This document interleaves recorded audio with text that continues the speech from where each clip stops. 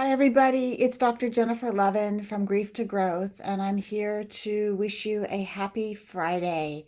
I'm sure it's been a long week, no matter where you are.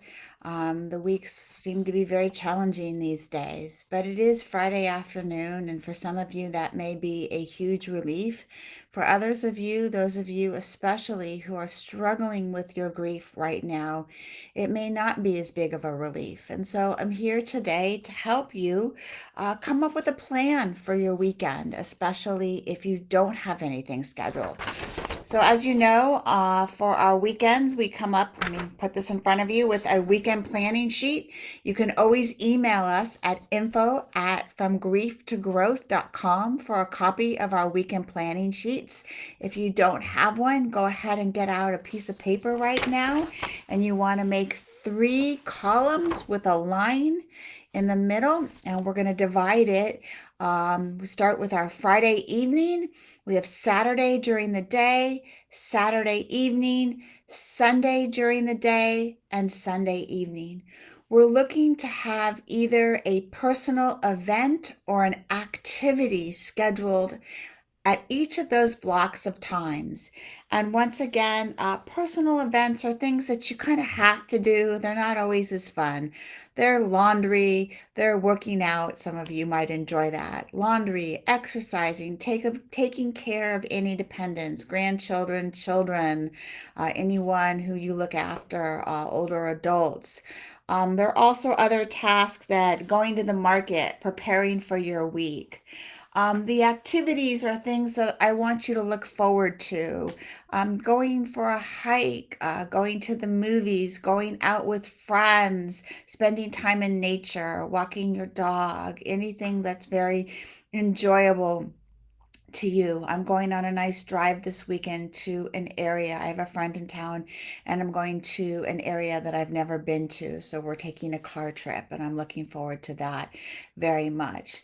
And so you want to schedule something Friday evening, Saturday during the day, Saturday evening, Sunday during the day, and Sunday during the evening.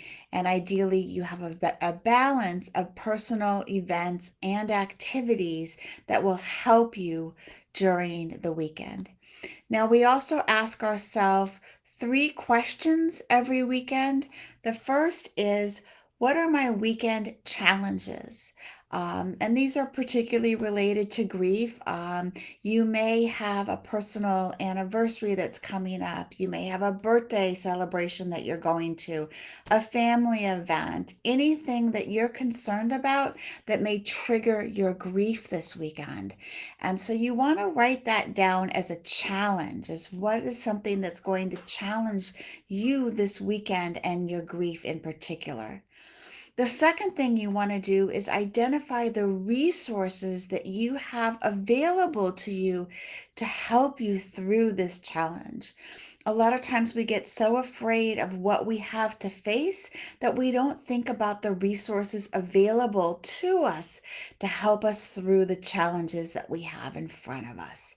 And so think about your challenges, but think about your support as well. And your support may be calling a friend, a colleague, um, somebody in a support group.